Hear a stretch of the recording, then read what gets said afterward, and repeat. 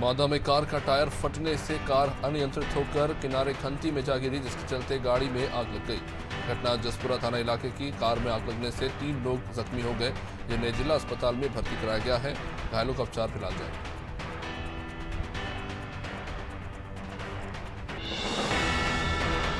बिजनौर में पति ने पत्नी की बेरहमी से हत्या कर दी। मामला मंडावर के द्वारिकापुरी का, जहां नशे में धुत पति ने विवाद के चलते पत्नी को ही मौत के घाट उतार दिया। हत्या के बाद से आरोपी फरार है। पुलिस आरोपी की तलाश में जुटी है।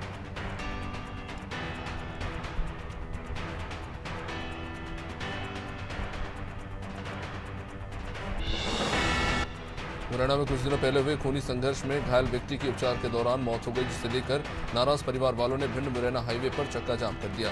दरअसल कुछ दिनों पहले पुरानी रंजिश को लेकर 2 गुटों में पथराव हुआ, इसमें कई लोग घायल हो गए थे। उन्हीं में से एक व्यक्ति की उपचार के दौरान मौत हो गई। प्रशासन ने समझाइश देकर फिलहाल मामले को शांत कराया।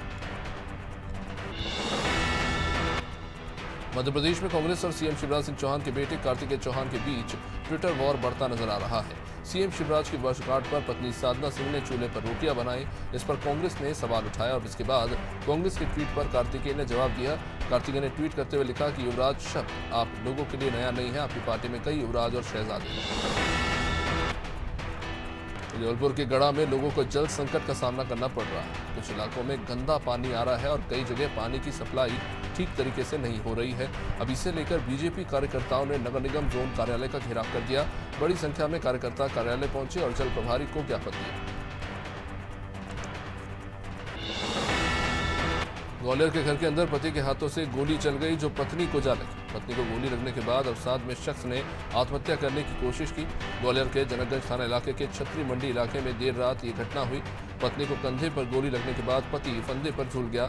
हालांकि परिवार ने तुरंत दोनों को निजी अस्पताल में भर्ती कराया। कौशाम्बी के मजनपुर थाना क्षेत्र में 13 साल की बच्ची के साथ दुष्कर्म का मामला। दरअसल जिस समय बदमाश ने अपहरण किया, उस समय बच्ची स्कूल से लौट रही थी। पुलिस ने सीसीटीवी की मदद से आरोपी की पहचान की। वही इस दौरान पुलिस और आरोपी के बीच में मुठभेड़ भी हुई, जहां आरोपी के पैर में गोली लगी।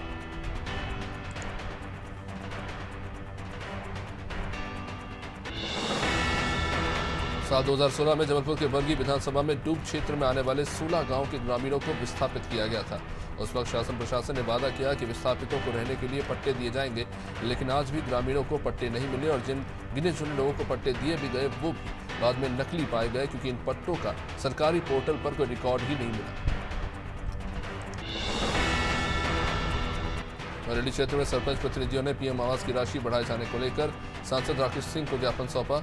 सरपंच प्रतिनिधियों का कहना है कि 1.5 लाख रुपए की राशि पीएम आवास के लिए दी जाती, तो वही बढ़ती महंगाई में इतनी राशि पर्याप्त नहीं है।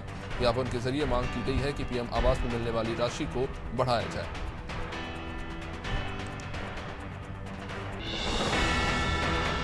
नोएडा में कस्बा दादरी में इंडियन शेख अब्बासी अल्पसंख्यक सभा की बैठक हुई। इस दौरान अध्यक्ष साबू अब्बासी ने कहा कि दादरी के अब्बासी समाज की शादियों में डीजे नहीं बजेगा। शर्तों का उल्लंघन करने वालों पर जुर्माने की कार्रवाई की जाएगी।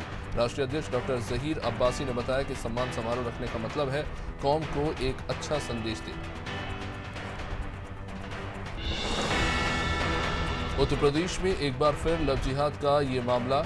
मिर्जापुर जनपद के पड़री ठारा क्षेत्र अंतर्गत, जहां अभय बनकर प्रेम करने वाले आरिफ अंबाला ने शादीशुदा महिला को अपने प्रेम जाल में फंसाया, उससे शारीरिक संबंध बनाए और धर्म परिवर्तन का दबाव बनाया। सोशल मीडिया के माध्यम से दोनों की मुलाकात हुई थी।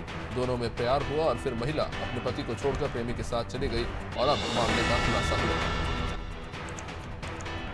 मध्य प्रदेश के सभी जिलों की तहसीलों में पटवारियों ने सीएम के नाम ज्ञापन दिया है। पटवारियों ने सीमांकन से मुक्त रखने और 2800 ग्रेड पे करने के संबंध में मुख्यमंत्री के नाम गौरीहर तहसीलदार को ज्ञापन सौंपा।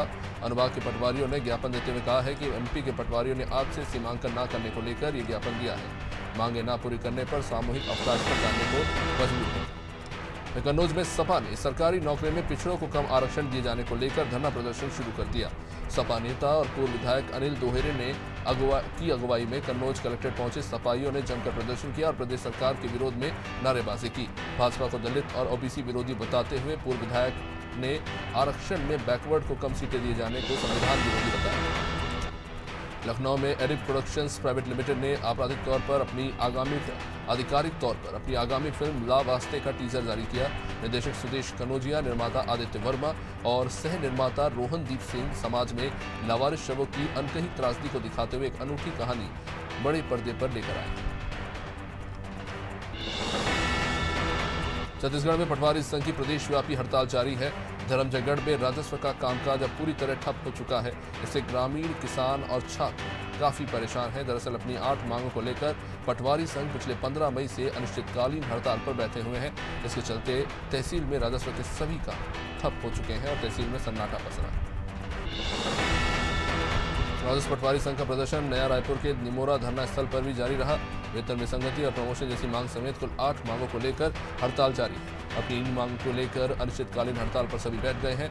हड़ताल के कारण कृषि कार्य से लेकर भूमि और रजिस्ट्री और सीमांकन जैसे तमाम महत्वपूर्ण काम रुक गए हैं।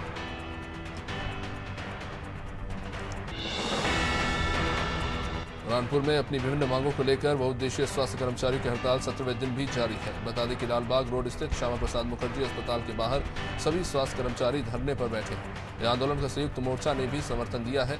धरना स्थल पर पहुंचे प्रदेश कर्मचारी महासंघ के प्रदेश अध्यक्ष ठाकुर संतोष सिंह दीक्षित ने कहा कि स्वास्थ्य कर्मचारियों की 12 मांगों का निराकरण नहीं हो रहा। बुरहानपुर में प्रगतिशील किसान संगठन ने किसानों की मांगों को लेकर मुख्यमंत्री शिवराज सिंह चौहान के नाम कलेक्टर को ज्ञापन दिया। प्रगतिशील किसान संगठन के अध्यक्ष रघुनाथ पाटिल ने बताया कि बुरहानपुर के किसानों की अनदेखी की जा रही है। 2019-20 से केले की फसल का मौसम आधारित कृषि बीमा नहीं कराया जा रहा। प्राकृतिक आपदा में केले की फसल को काफी नुकसान हुआ, साथ ही गेहूं, चना की फसल भी प्रभावित हुई। हमीरपुर में आशा कार्यकर्ताओं को 8 महीने से वेतन नहीं मिला। इसको लेकर मंगलवार को सैकड़ों आशा कार्यकर्ताओं ने सीएमओ कार्यालय पर जाकर हंगामा कर दिया। आशा कार्यकर्ताओं ने वेतन का भुगतान न होने पर काम से बहिष्कार करने की चेतावनी देते हुए जमकर प्रदर्शन किया। इस बीच प्रदर्शन के कारण लंबा जाम लग गया।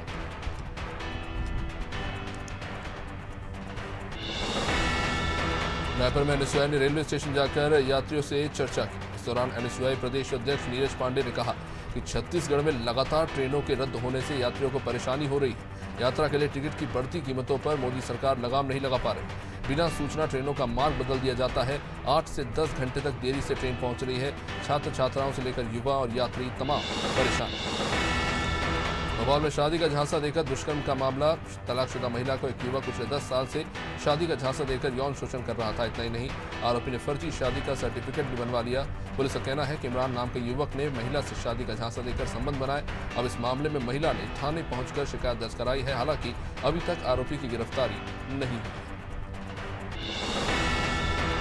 सुरिया के खुज्जी विधानसभा के कुमरदा मंडल के अंतर्गत ग्राम बादरा टोला, पतगुड़ा, कुर्सी टीकुल और धनगांव में आश्रित ग्राम मानिकपुर में चलबो गोठान खोलबो पोल कार्यक्रम में जिला भाजपा के पूर्व अध्यक्ष संतोष अग्रवाल गोठान में पहुंचे, जहां उन्होंने देखा कि गोठान में गोबर खरीदी 2 महीने से बंद पड़ी है। गोठान का सुरक्षा घेरा टूटा हुआ है। गोठान की दयनीय स्थिति है, जिसको लेकर बीजेपी ने जमकर घेरा। दिल्ली में जंतर मंतर पर पहलवानों का धरना लगातार जारी है। इसी बीच पहलवान बजरंग पुनिया और साक्षी मलिक से लेकर विनेश फोगाट ने कैंडल मार्च निकाला। जंतर मंतर से इंडिया गेट तक कैंडल मार्च निकाला गया, जिसमें किसान यूनियन, जय भीम आर्मी का भी समर्थन मिला और सैकड़ों की संख्या में महिलाओं ने अपनी उपस्थिति दर्ज कराई। अलग अलग राज्यों से आए हुए लोगों ने कैंडल मार्च में हिस्सा लिया। बीजापुर में बेरोजगारी भत्ते के मुद्दे पर भाजपा जनता युवा मोर्चा ने कांग्रेस सरकार पर निशाना साधा। साथ ही कलेक्ट्रेट का घेराव कर तालाबंदी की। इस दौरान युवा मोर्चा पदाधिकारियों के साथ पूर्व मंत्री महेश गागड़ा भी मौजूद रहे। गागड़ा ने कहा कि भूपेश सरकार से बेरोजगारों का भरोसा उठ चुका है। पीएससी की परीक्षा भी विवादों में है और इससे अफसर बनने की तैयारी कर रहे युवाओं को गहरा आघात पहुंचा। मसूरी माल रोड के सौंदर्यीकरण और पुनर्निर्माण का काम हो रहा है और इसी कार्यों में बरती जा रही लापरवाही को लेकर ठेकेदार को फटकार लगी है। बता दें कि स्थानीय लोगों को भारी परेशानियों का सामना करना पड़ रहा है। वहीं उनके व्यापार भी बुरी तरह से प्रभावित हो रहे हैं, जिसे लेकर एसडीएम मसूरी नंदन कुमार ने विभागीय बैठक में अधिकारियों को फटकार लगाई। आगरा के थाना सदर क्षेत्र के सदर बाजार इलाके में बने नंद प्लाजा में भीषण आग लगी। आग लगने से इलाके में हड़कंप मच गया। आग की सूचना मिलते ही स्थानीय पुलिस मौके पर पहुंची। दमकल को आग लगने की सूचना दी गई। जानकारी के मुताबिक नंद प्लाजा में लगी आग को बुझाने कुल 5 दमकल की गाड़ियां जुटी रही।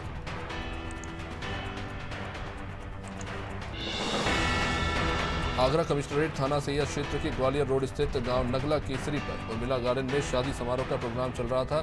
शादी समारोह में आए एक युवक को अज्ञात बदमाशों ने गोली मार दी। योगेश उर्फ रवि शादी समारोह के प्रोग्राम में उर्मिला गार्डन पहुंचा। योगेश फोन पर बात करते हुए गार्डन से जैसे ही बाहर निकला, बदमाशों ने इस पर हमला कर दिया। बन्ना अनुविभाग के बहरोल थाना अंतर्गत 24 अप्रैल को उल्दन की धसान नदी में अज्ञात शव के मामले में हत्या का खुलासा हुआ। इस मामले में पुलिस ने कार्रवाई करते हुए आरोपियों को गिरफ्तार किया है। दरअसल परिवार के लोग शख्स की नशाखोरी से तंग आ चुके थे।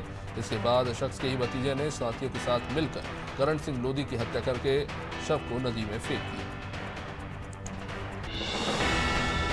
खबर गाजीपुर जिले के तलवल मोड़ के पास हुई घटना, जहां लूट की घटना का पर्दाफाश करते हुए पुलिस ने 3 आरोपियों को गिरफ्तार किया। पुलिस ने इन आरोपियों के पास से कुछ 2 तमंचे सहित कारतूस और इस्तेमाल किए गए चाकू को बरामद किया।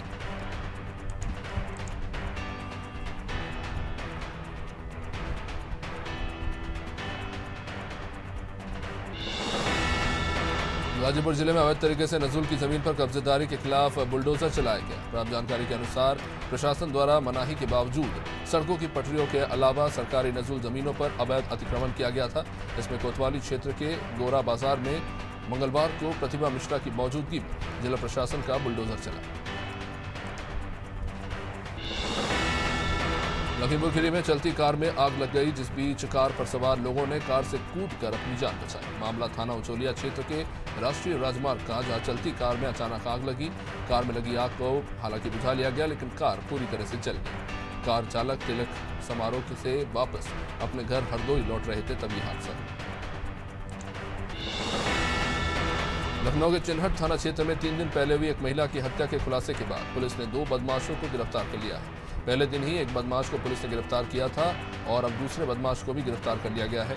महिला की हत्या के मामले में इन दोनों बदमाशों के संबंध में पुलिस के पास महत्वपूर्ण सूचनाएं मिली थी।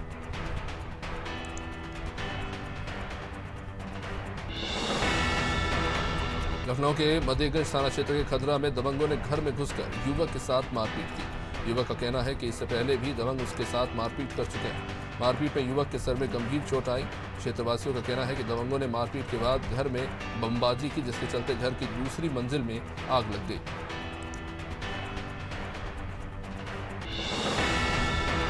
मंडला जिले के सीमावर्ती थाना क्षेत्र मोती नाला के ग्राम बांदरबाड़ी में शिविर का आयोजन हुआ, जिसमें एसपी ने मुख्यमंत्री जन सेवा अभियान अंतर्गत क्षेत्र के लोगों की समस्याओं को सुना और उनके निराकरण के समुचित प्रयास का आश्वासन दिया। शिविर के दौरान ग्रामीणों ने आधार कार्ड के अपडेशन और आयुष्मान कार्ड का लाभ लेने में आने वाली समस्याओं की बात सामने रखी। मानपुरा पुलिस ने रात में लूट की वारदात को अंजाम देने वाले गिरोह को पकड़ा। आरोपियों ने जुए में पैसा हार जाने के बाद झालावाड़ से आ रहे बाइक सवारों को रात को घेर कर लूट लिया। 5 बदमाश ने बाइक सवार को घेर लिया, उनके पास से रकम, रुपए, मोबाइल छीनकर झालावाड़ की ओर भाग गए। पुलिस ने 5 आरोपियों को गिरफ्तार किया।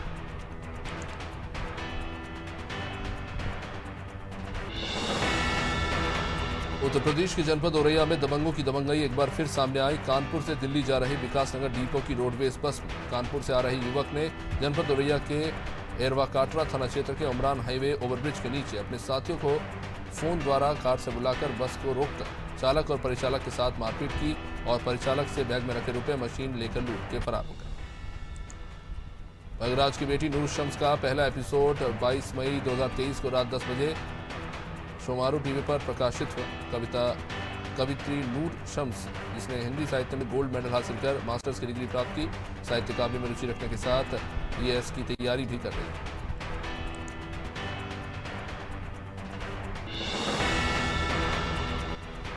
विदिशा जिले के 11 क्षेत्र के ग्राम बिलरई में बिजली का तार टूटकर खेत पर गिरा, जिसमें तार की चपेट में आने से खेत में चल रही आधा दर्जन गायों की मौत हो गई।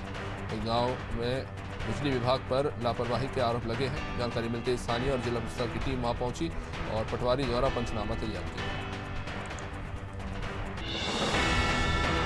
मंगलवार को इटावा के सैफई में सपा के सीनियर नेता और राज्यसभा सांसद रामगोपाल यादव ने इस मुद्दे पर केंद्र सरकार की जमकर खिंचाई की। वही नए संसद भवन का प्रधानमंत्री के द्वारा उद्घाटन कराए जाने को लेकर कांग्रेस की आपत्ति पर रामगोपाल ने स्पष्ट रूप से ना कहते हुए भी कुछ ऐसा कहा, जिससे कांग्रेस की मांग पर सवाली निशान लगे। यूपी कृषि मंत्री सूर्य प्रताप शाही ने विधानसभा के सभागार में प्रेस कॉन्फ्रेंस की। कृषि मंत्री ने पीएम किसान सम्मान निधि से लाभान्वित किसानों का ब्यौरा दिया। बता दें कि 22 मई से 10 जून तक पीएम किसान संतृप्तिकरण अभियान पूरे प्रदेश में चलाया जाएगा। इस दौरान कृषि मंत्री ने कहा कि लगातार किसानों के सामने आ रही केवाईसी की समस्याओं का समाधान किया जाएगा। सीएम भूपेश बघेल ने 2000 रुपए की नोटबंदी पर केंद्र सरकार पर निशाना साधा। बघेल ने कहा कि बीजेपी जनता को लाइन में लगाना चाहती है। काला धन खत्म करने के लिए नोटबंदी लाई गई, लेकिन काला धन बढ़ गया। अब 2000 का नोट बंद करने के लिए भी अजीब तर्क दिए जा रहे हैं।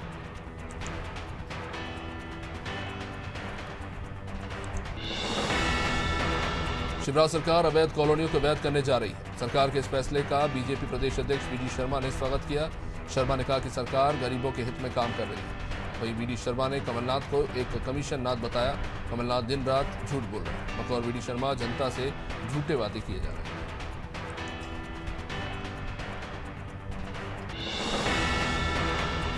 रायपुर में गौठानों पर सियासत गरमाई हुई है। भाजपा के पूर्व विधायक अजय चंद्राकर ने गौठान घोटाले में जांच की बात कही, जिसे लेकर कांग्रेस के संचार विभाग के प्रमुख सुशील आनंद शुक्ला ने बीजेपी पर निशाना साधा। उन्होंने कहा कि बीजेपी गौठान घोटाले पर रोक नहीं लगाने की बात पहले लिखित में दे, क्योंकि इससे पहले भी घोटालों की जांच के नाम पर कोई जांच नहीं। सुकमा जिले के अंतिम छोर तेलंगाना में पुलिस को नक्सल विरोधी अभियान में बड़ी सफलता मिली। भद्राद्री जिले के कोठागुडेम थाना क्षेत्र से सुरक्षा बल ने भारी मात्रा में नक्सलियों की विस्फोटक सामग्री सहित 10 नक्सलियों को गिरफ्तार किया। आरोपी के कब्जे से कुल 500 detonator, 90 bundle cordex wire, Bolero वाहन सहित कुछ अन्य सामग्रियां मिली। शिवराज सरकार ने अवैध कॉलोनियों को वैध करने की योजना बनाई है, जिस पर पूर्व मंत्री पीसी शर्मा ने निशाना साधा। पीसी शर्मा ने कहा कि सरकार सिर्फ झूठी घोषणाएं कर रही है। ये सरकार ही अवैध है। वैध कॉलोनियों में ही पानी नहीं पहुंच पा रहा, लोग पैसे ही परेशान हैं।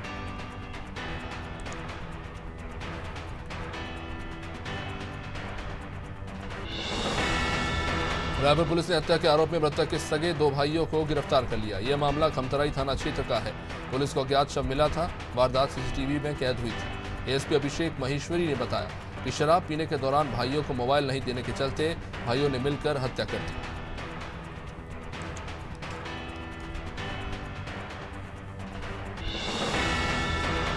रायपुर में बीजेपी के प्रदेश अध्यक्ष अरुण साव ने बड़ा बयान दिया। राष्ट्रीय रामायण महोत्सव को लेकर उन्होंने कहा कि हमारे कार्यकर्ता श्री राम के भक्त हैं। मुझे आमंत्रण मिला तो मैं जाने पर जरूर विचार करूंगा। गौठान को लेकर साव ने कहा कि कांग्रेस का गौठान के नाम पर भ्रष्टाचार पोल अभियान सामने आ रहा है।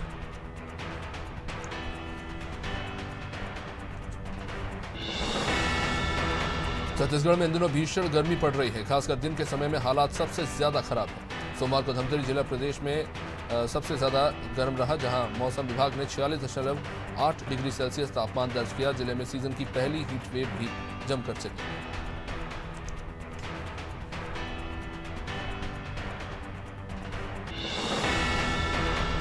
मुख्यमंत्री शिवराज सिंह चौहान ने दिसंबर तक की अवैध कॉलोनियों को वैध करने की घोषणा की है। पहले ये डेट दिसंबर 2016 तक के लिए थी। सीएम ने अभी से बढ़ाकर 2022 तक कर दिया।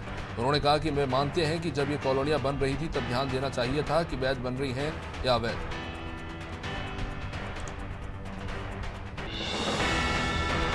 मध्य प्रदेश का मौसम लगातार बदल रहा है। मौसम वैज्ञानिक एचएस पांडे ने बताया कि अरब सागर से आ रही नमी और पश्चिमी विदर्भ की ओर से गुजरने वाली टर्फ लाइन के कारण इस तरह के हालात बन रहे हैं। इसके साथ ही प्रदेश के कई हिस्सों में बारिश और तेज आंधी का दौर जारी है।